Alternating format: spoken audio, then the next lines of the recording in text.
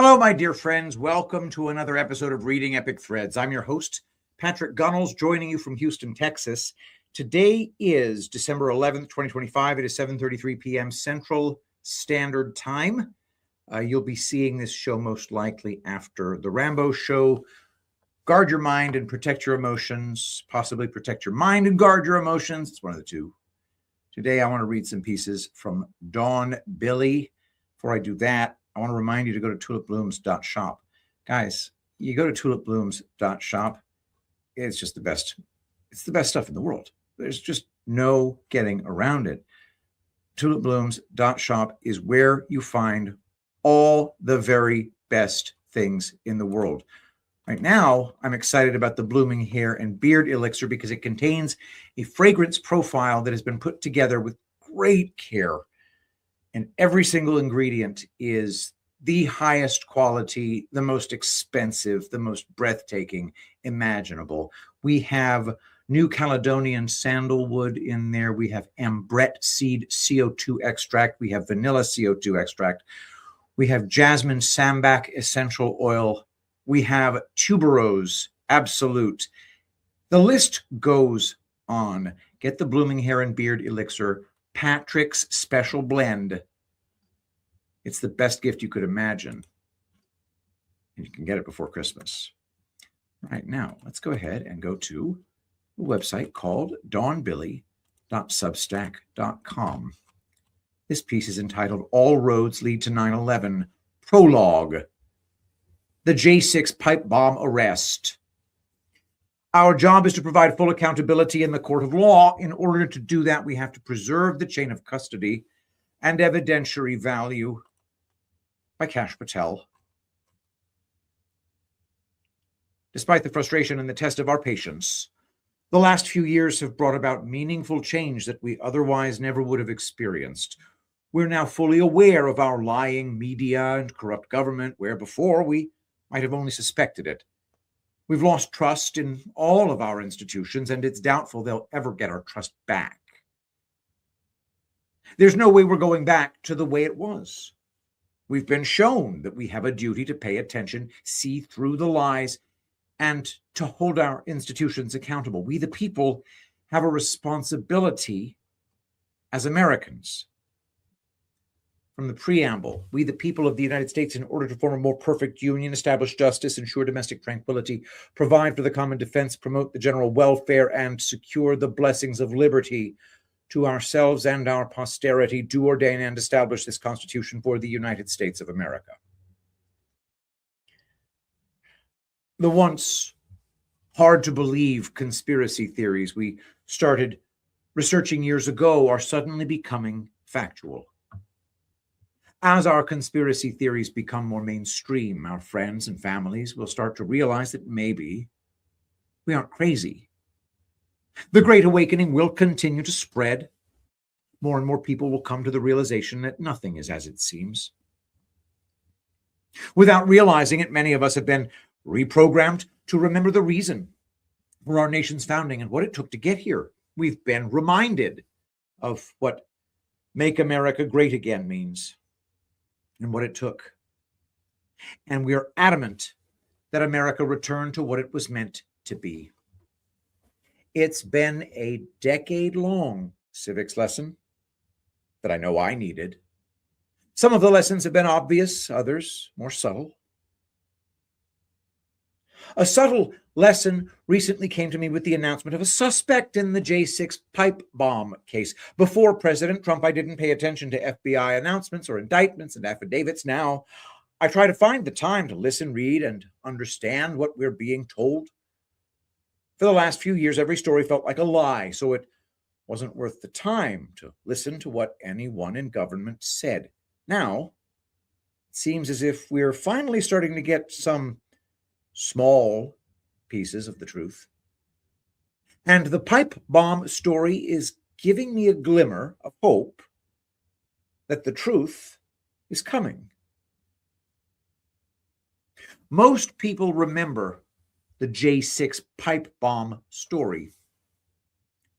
A mysterious figure placed pipe bombs outside the Republican and Democrat offices near the Capitol on January 5th, 2021, the day before the J6 rally, also known as the insurrection that wasn't. Luckily, the bombs didn't explode, but the story was weaved in and out of the news cycle since 2021. Last week, a suspect was arrested and accused of planting the bombs. The Department of Justice posted the affidavit regarding the criminal complaint against the suspect, Brian Cole Jr., on its website.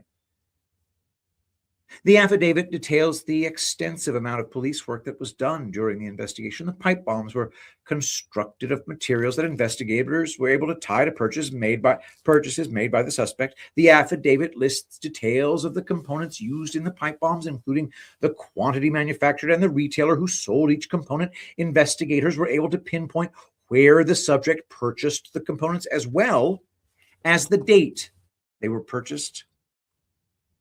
This was an impressively thorough investigation involving a huge amount of data. It's clear that the suspect didn't walk into a Home Depot and purchase all the pieces needed to build a pipe bomb in one day. Instead, the purchases were spread out among different retailers over several dates, sometimes years apart.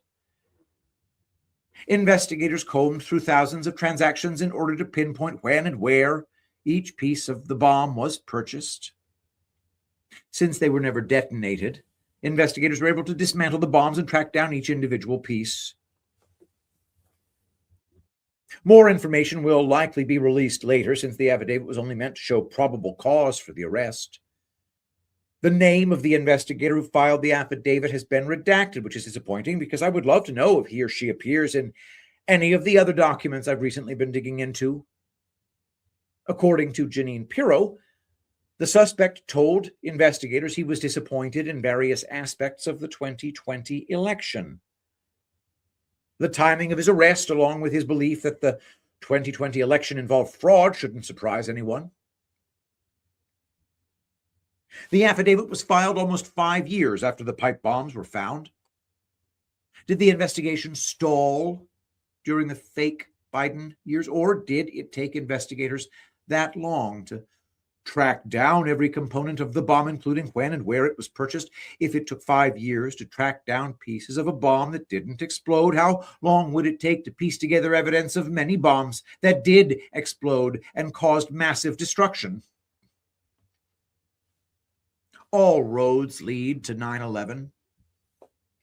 For the last 2 months, I've been reading and researching a great deal about the events and investigations leading up to September 11th. It was never my intention to research this subject. It's just that the topics that interest me keep leading me in that direction. I'm probably not alone in believing that members of our government and the CIA either orchestrated, funded, or turned a blind eye to the increase in terror attacks during the Clinton administration leading up to 9/11.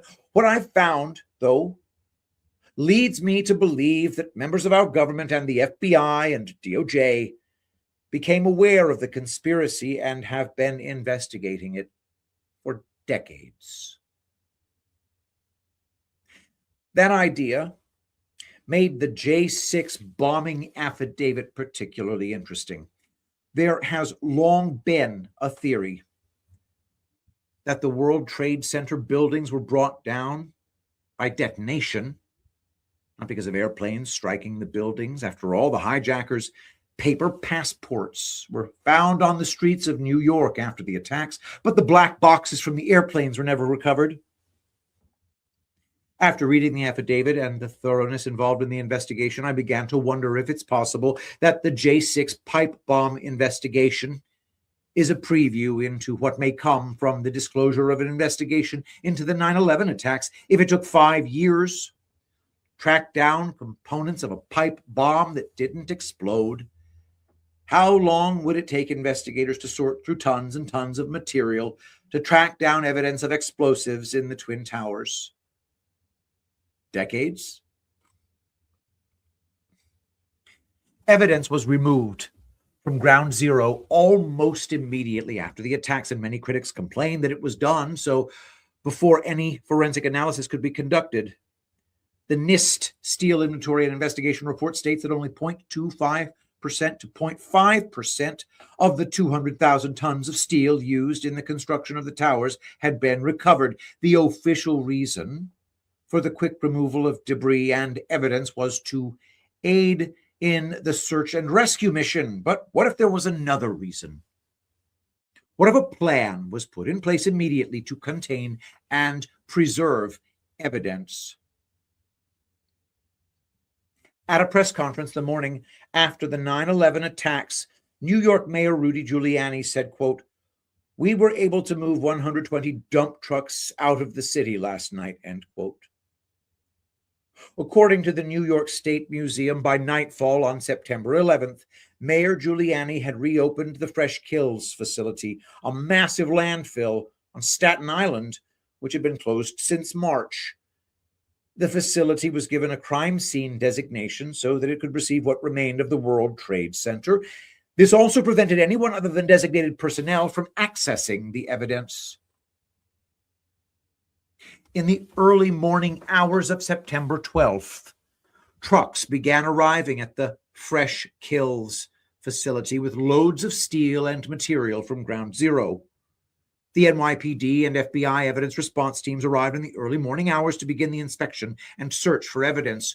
Rather than destroying evidence, as many accused Mayor Giuliani of doing, was he actually preserving it and removing it before it could be further destroyed?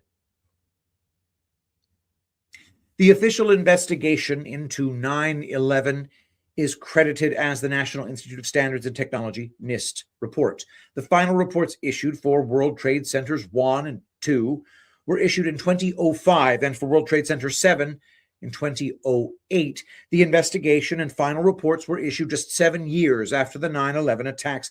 It's hard to believe that a thorough investigation could take place in such a short amount of time.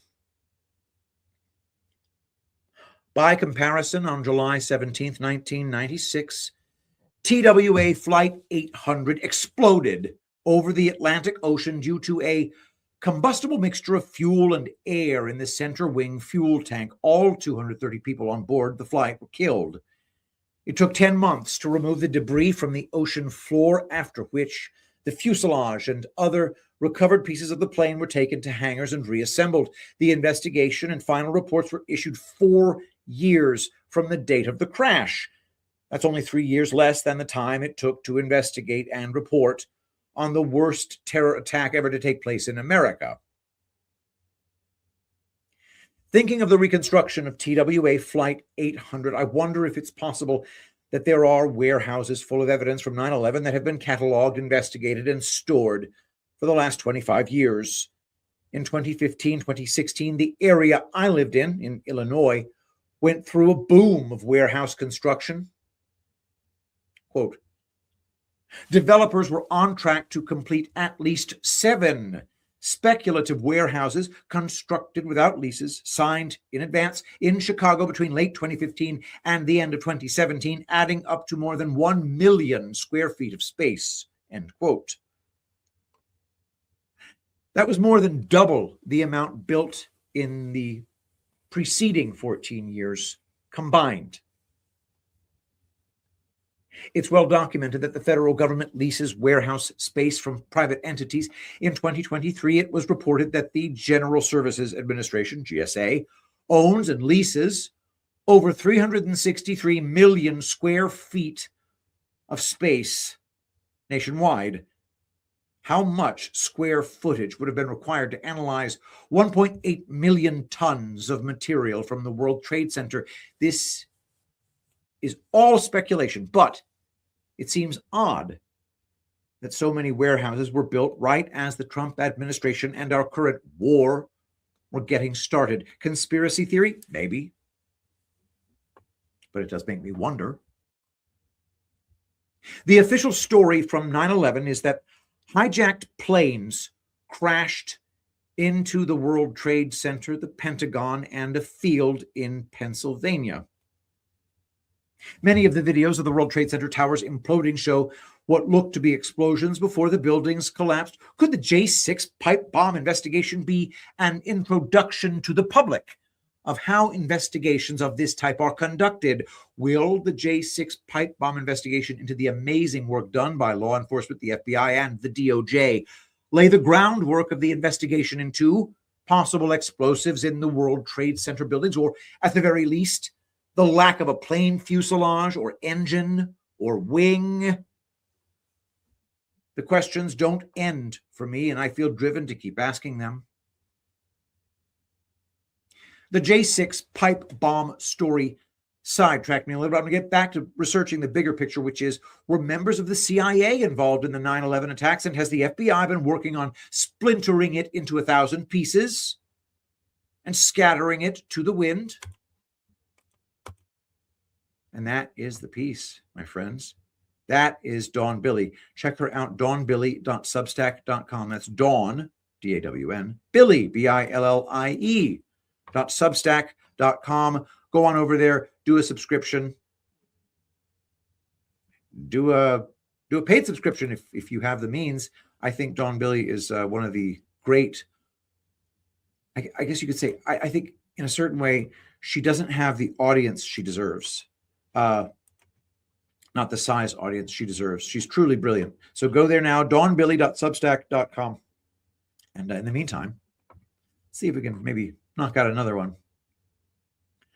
How about, let's check out a piece called Patience Pays Dividends. This is also from dawnbillie.substack.com. From dawnbillie.substack.com, Patience Pays Dividends. Do you know the only thing that gives me pleasure? It's to see my dividends coming in. John D. Rockefeller. Dawn Billie, November 12th, 2025. Patience pays dividends. I crack myself up. If that were true, many of us would be seeing much more than a proposed $2,000 payment. This is from November 12th, 2025. So it's a month ago. In a Truth Social post this week, President Trump declared that the tariffs are paying off, almost no inflation, record stock market, and paying down our debt are some of the benefits we're seeing with the help of tariffs. It's going so well that a dividend of at least $2,000 a person will be paid to most people. Donald J. Trump on Truth Social, November 9th, 2025. People that are against tariffs are fools. We are now the richest, most respected country in the world with almost no inflation and a record stock market price. 401ks are highest ever. We are taking in trillions of dollars and will soon begin paying down our enormous debt, $37 trillion. Record investment in the USA. Plants and factories going up all over the place. A dividend of at least $2,000 per person, not including high-income people, will be paid to everyone. I don't mean to sound ungrateful, but a $2,000 dividend is a little less than I had hoped for at this point. Not to say that $2,000 wouldn't come in handy, especially right before Christmas, but it will probably be a more welcome gift to the recently graduated, newly married, and new parents. Many of us are hoping for a more significant shift in our financial future. Am I the only one waiting for news of the elimination of property taxes, income taxes, the IRS? I still have confidence that President Trump is setting the world back on its axis. And while he's only been back in office for less than a year, I thought the change would happen more quickly. I'm not being impatient. We've been paying too much in taxes for a very long time. The average Social Security payment for a person who takes their Social Security at 62 is $1,298. The average life expectancy is 78. Over that 16-year period, the amount of Social Security benefits a person receives is around $250,000. How much does the average person pay in taxes over a 40-year career? Property tax, income tax, sales tax, etc. My guess is much more than $250,000. A $2,000 dividend hardly makes a dent. But it's not all bad news. Okay, I didn't delete X. I just drastically reduced the amount of time I spend there. There's no shortage of opinions about the proposed $2,000 dividend, but one of the most interesting takes for me came from the X account News Treason. Channel 17, which defined the word dividend this way, quote, "A dividend is a payment made by a corporation to its shareholders, usually in the form of cash or additional shares of stock. It represents a portion of the company's profits of retained earnings that is distributed as a reward to investors for owning the company's stock," end quote. They point out that President Trump previously discussed creating a sovereign wealth fund in the United States. In fact, President Trump signed the presidential action, a plan for establishing a United States sovereign wealth fund, in February. Section 1 outlines the purpose of the directive, quote, "It is the policy of the United States to maximize the stewardship of our national wealth for the sole benefit of American citizens." News Treason goes on to say, if payments like Trump's $2,000 tariff dividend become permanent, it could be the seed of a U.S. sovereign wealth fund. Tariffs feed a national investment pool. Profits from that pool fund annual citizen dividends. How interesting is that? I thought this was a brilliant interpretation of Trump's dividend announcement, and it makes sense to me. If News Treason is correct about their interpretation, there's a very important point that shouldn't be overlooked. Could a sovereign wealth fund in which our national wealth is used for the sole benefit of American citizens eliminate the bleeding heart liberals' support of illegal immigration? Most of the liberals who support illegal immigration are, how can I say it, stupid, ignorant, clueless. They believe that the government is some type of money-producing entity that can feed, house, and clothe the poor, misunderstood rapists, criminals, and murderers in our country illegally. They don't seem to understand that it's our money, the money that we work for, that support the programs that are freely given to illegal immigrants.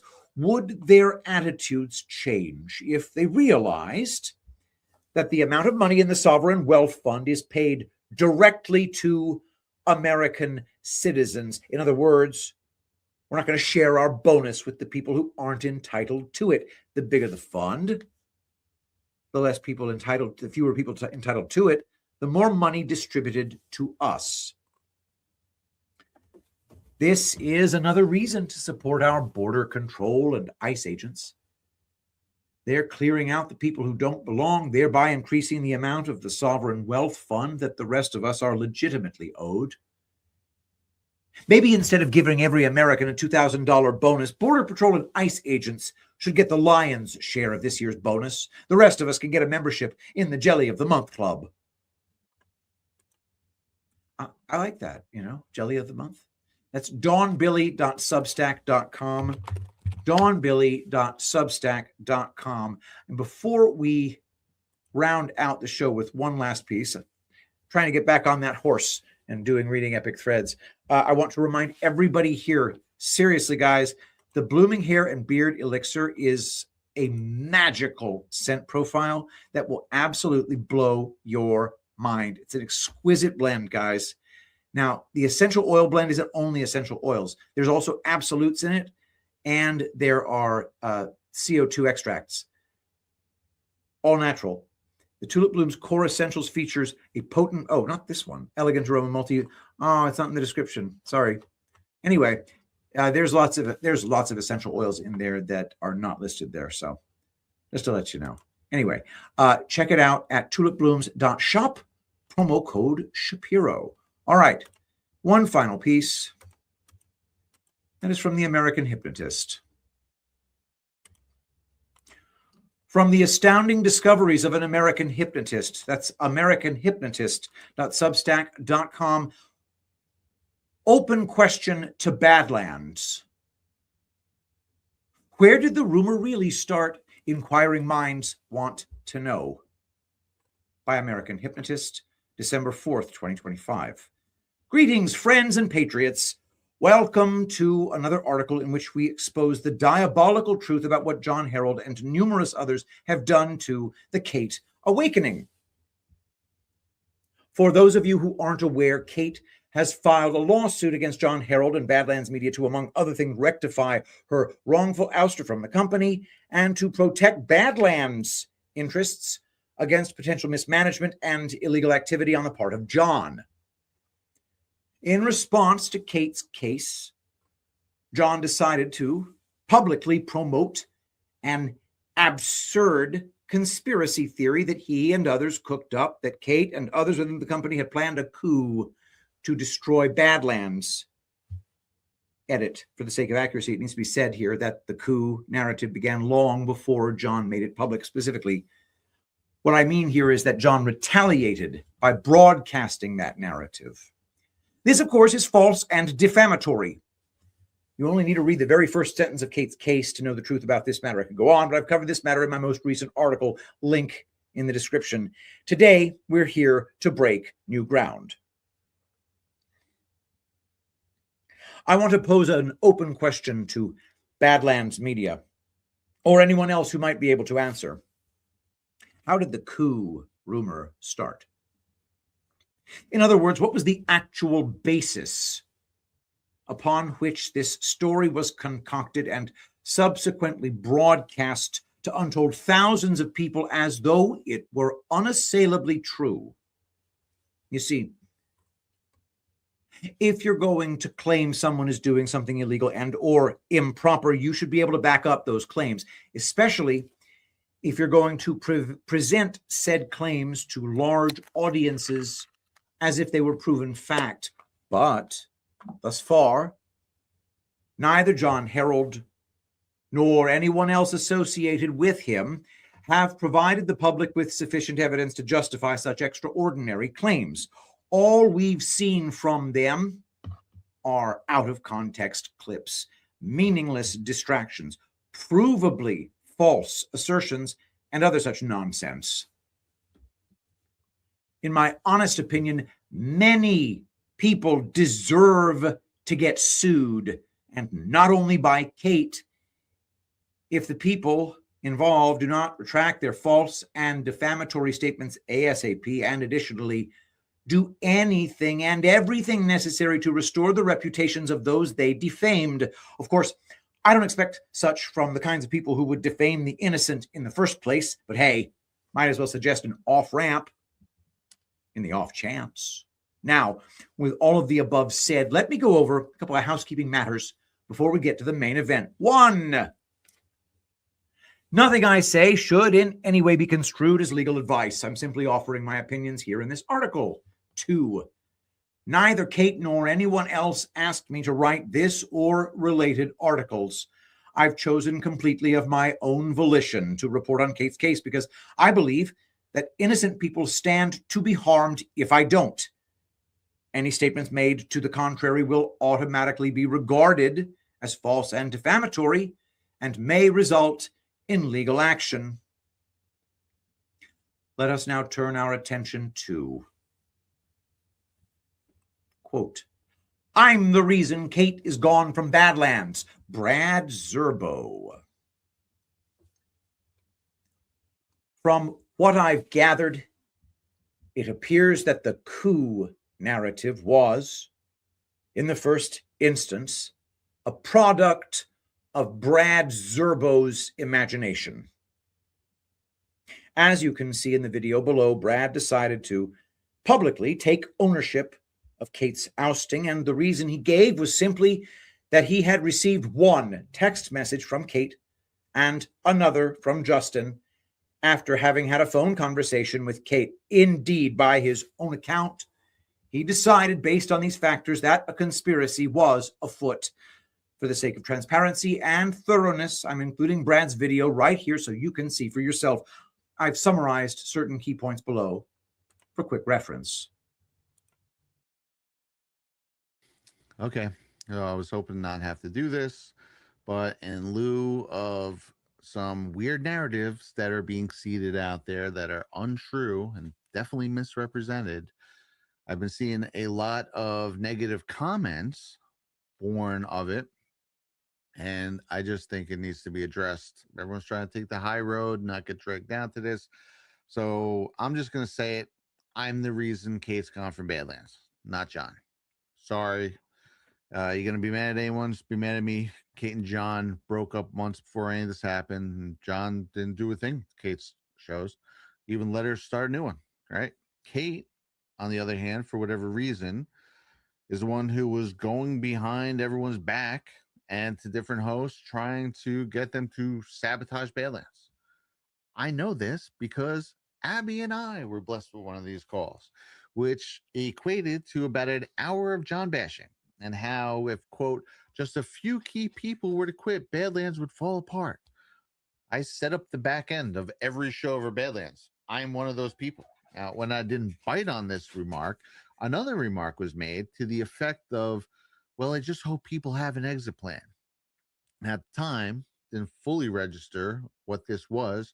So I didn't give it too much thought, albeit bizarre, until 3 days later when I received two messages within minutes of each other, making it all suddenly make sense. Horrifying sense.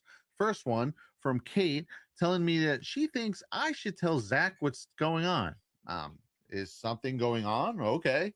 So you want me to repeat all the nasty shit you just said about John to other people? Things I don't even remotely agree with in my voice as if it's coming from me? Fuck that. You want to spread hateful shit? Do that yourself, okay? The second I received, which was perfect tandem to the first one, a few minutes later, was from Justin the Chomps telling me, quote, Kate told me what's going on. And I want you to know that it's going to be okay. I know business and I know how to run a company free from tyranny where everyone will get their fair share and you won't have to worry about none, blah, blah, blah, blah, blah. So you're trying to, not only trying to sabotage Badlands behind John's back, but you're volunteering me for it? Why did Justin feel comfortable sending me that message? Okay. I never said I was down with anything like that. I didn't even know this existed. You made a fleeting remark in the middle of an hour-long barrage of tears that I didn't even remotely bite on. And now somehow I'm involved in a coup?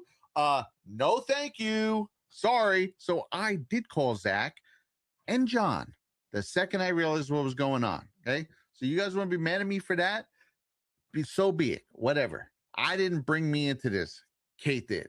I offered an ear to a friend who I assumed was hurting and instead got dragged into some weird fucking revenge shit that I want no part of. It's unfortunate. I wish it never happened. The end. Summary. At 42 seconds, Brad says that, quote, Kate is the one who was going behind everyone's back and speaking to different hosts, trying to get them to sabotage Badlands. Naturally, no proof is offered to substantiate this claim. What's more, the case files themselves strongly suggest that that's not what actually happened here. As you can clearly see here from the lawsuit, paragraph 124, between on or about May 7th, 2024 and May 16th, 2024, Kate and others associated with Badlands Media, including Brad and his wife, Abby, last name redacted, and Justin, discussed numerous subjects involving Harold's conduct, including, without limitation, his abrupt change in attitude toward Kate and how it appeared Harold was trying to oppress Kate, breach the ownership and management agreement, and oust her from Badlands Media. Brad, Abby, and Justin all expressed concern regarding Harold's conduct. Question for the audience. Is expressing valid concerns the same thing as forming a mutiny or a coup? It's not a trick question. The answer is obviously no.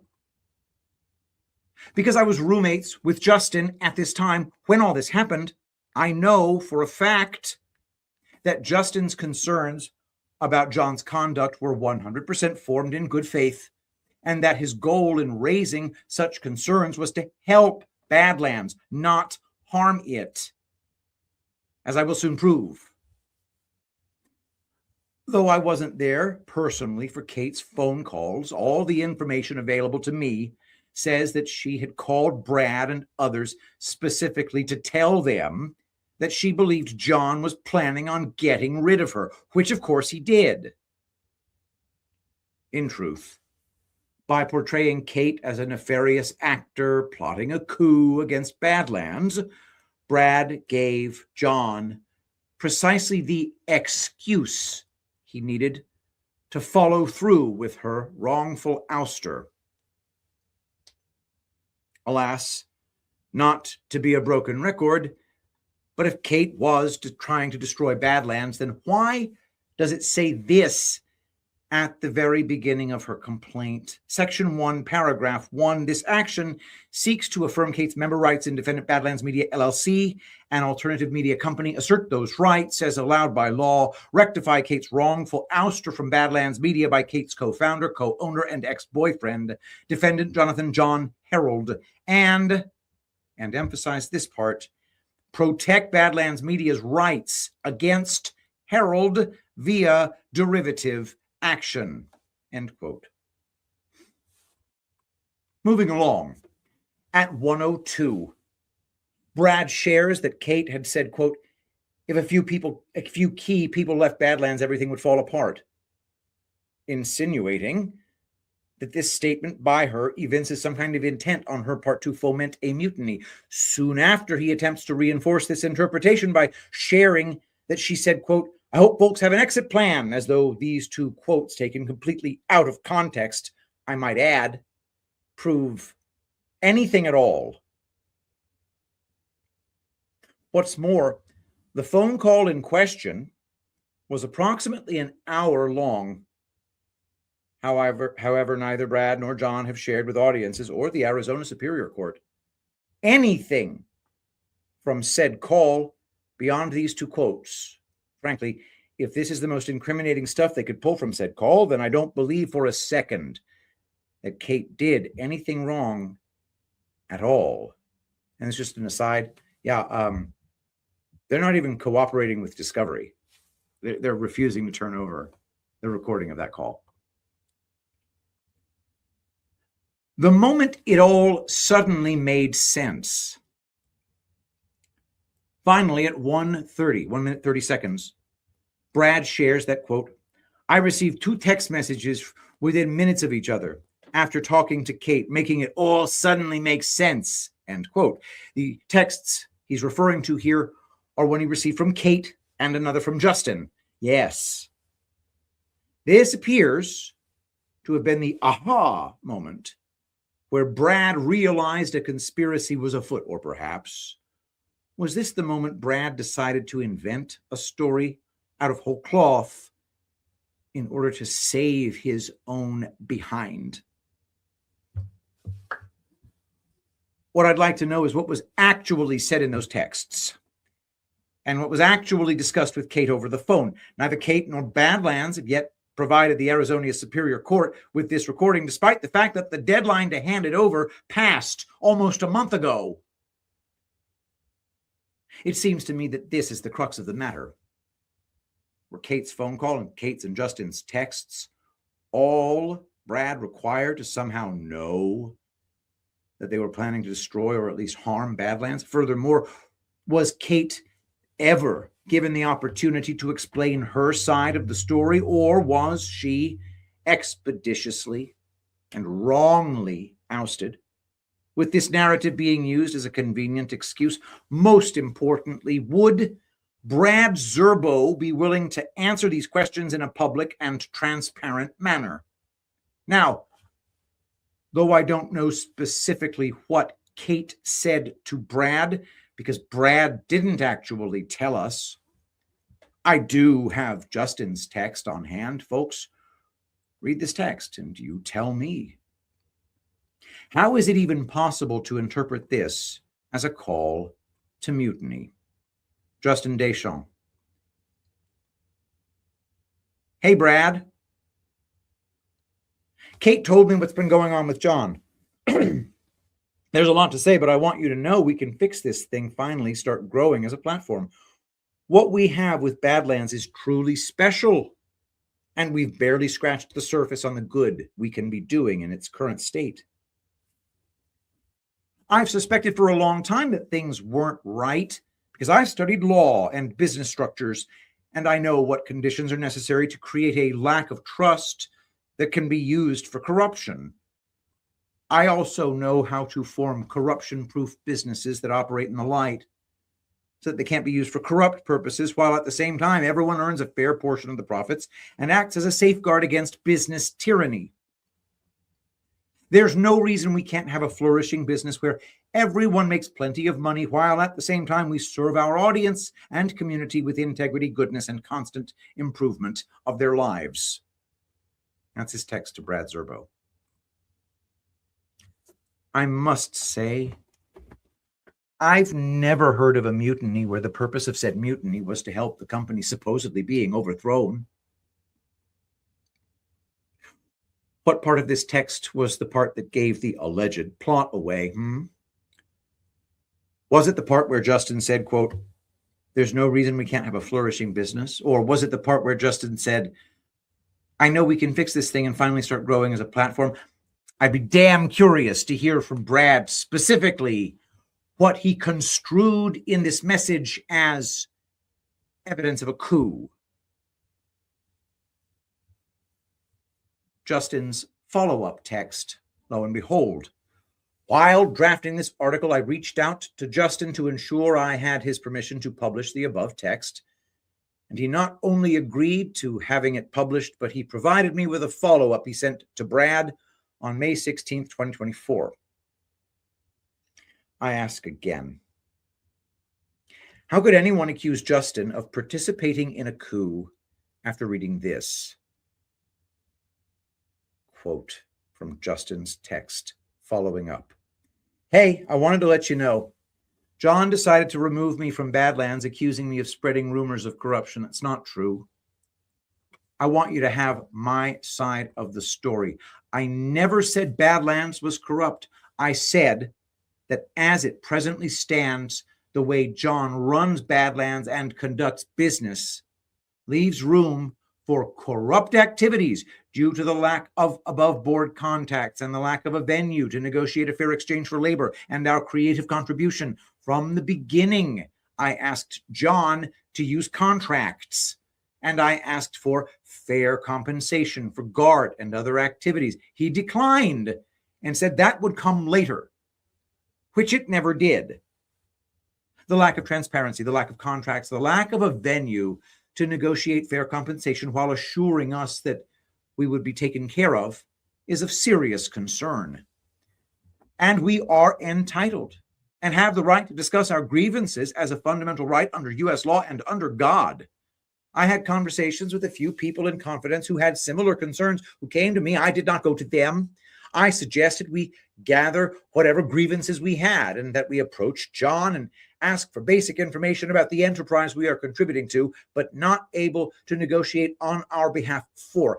I said we should not assume any malintent or bad faith. At worst, he is incompetent.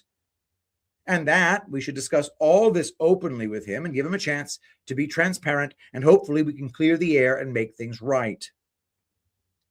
I said that if he fires us or otherwise slanders us to our colleagues without hearing us out, then that itself was evidence of negligence and potentially an effort to provide cover for his unfair business practices.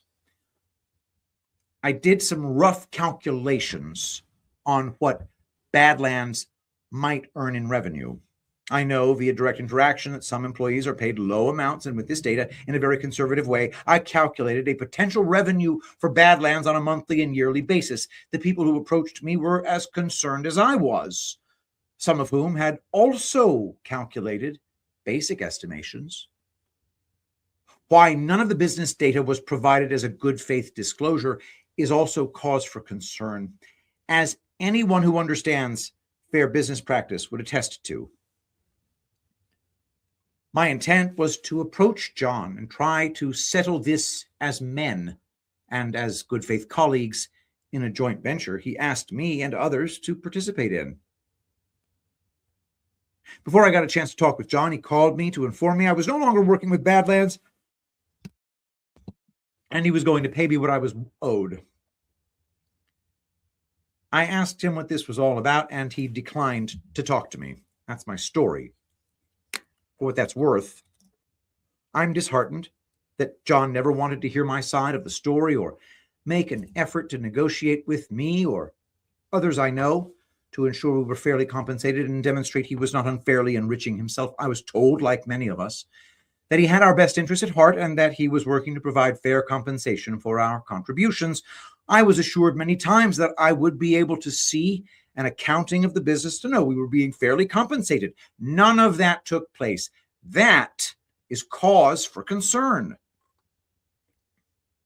I know the law and what honorable, above board, and fair businesses need to look like. I told John from the start that we needed to make this thing above board and use contracts, and that he had a duty to represent our interests as the CEO of Badlands. For me and you, I want to say I have had nothing but respect for you, and I hope we can remain colleagues in this battle for truth and freedom that led us to work together under Badlands. Much love. Justin Deschamps. Believe it or not, during the time when Justin and I were roommates, John Harold asked Justin to be the CEO of Badlands, which led Justin and me to draft bylaws, contracts, and other documentation for Badlands before John completely ignored us. This story alone merits its own article. I wonder how many at Badlands even know such a thing took place. It's clear that Justin believed very much in the original proposed vision of Badlands and had valuable input to make to the company, but was instead smeared with accusations of participation in a coup that never was. In a land of pure imagination, to reiterate, it appears that the coup narrative originated with Brad, who concocted the narrative almost entirely out of thin air. How is what Brad did any different from simply declaring, I imagined it, therefore it's real? And what does it say about everyone who just went along with those stories without any independent investigation of their own? Have these people even tried to contact Kate or Justin in good faith to get their side of the story? Or is it asking too much for people to do the bare minimum before they peddle in bullshit stories that harm innocent people? Unfortunately, when you have presenters who refuse to do their due diligence and you have audiences who are too emotionally invested in their favorite figures and narratives to engage in honest self-reflection, then what you end up with is an environment in which the truth can barely survive due to the overwhelming numbers of people who prefer the stories in their head over reality. Conclusion for now. The bottom line is that no compelling basis for the coup narrative has been provided, and everyone claiming Kate, Justin, or anyone else is trying to destroy Badlands is, to put it in precise scientific terms, completely full of shit. The case files are publicly available to anyone who actually cares to be informed. The case number is CV 2025-011004 and is being heard in the Arizona Superior Court. Now, to be fair, I don't blame regular folks for not taking the time out of their day to read hundreds of pages worth of legal documentation, but there's no excuse whatsoever for people who market themselves as truthers, journalists, or researchers to fail to do their research, to endorse defamatory narratives about innocent people without having read the relevant material while marketing oneself as a truther or anything approximating such is downright repugnant. In truth, Kate winning her case against John and Badlands may be the only true safeguard for Badlands' long-term survival. Those who have already read the case files thoroughly don't need to be convinced of any of that. I put it to you that all true fans of Badlands must cease bearing false witness against Kate and others if they really want the company to survive. I genuinely believe that if enough Badlands fans and personnel demonstrate before God that they're willing to make amends and, of course, do course corrections, then perhaps God will meet them halfway and help Badlands survive in the end. Of course, it may be too late already, but those are my 2 cents for now. All of that said, folks, I thank all of you who have demonstrated real commitment to the truth, and I look forward, as always, to publishing more articles on this matter in the near future. In the meantime, please consider donating to Kate's legal fund.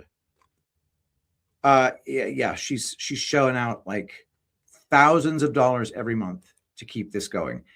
John's only chance is to get her to run out of money. So go to givesendgo.com/Kate Buckley. Cheers and Godspeed. That's our show. Thank you so much for watching. Don't forget to go to www.tulipblooms.shop. Promo code Shapiro for 10% off. It's the incredible Patrick's Special Blend Hair and Beard Oil. Ambret Seed CO2. I have ambergris, 5% concentration in 5% concentration MCT tincture. Learn about ambergris. There's nothing that smells like it in the world. The men's beard oil right now, the Patrick's Blend, Patrick's Special Blend. Check it out at tulipblooms.shop while supplies last. I've already run out of one of the ingredients that I need to make it, so there will be a delay if you don't get it in this shipment. Thank you, everybody, for watching. Let us pray. Saint Michael the Archangel, defend us in battle. Be our protection against the wickedness and snares of the devil. May God rebuke him, we humbly pray. And do thou, O Prince of the heavenly host, by the power of God, cast into hell Satan and all evil spirits who prowl about the world seeking the ruin of souls. Amen. I love you all.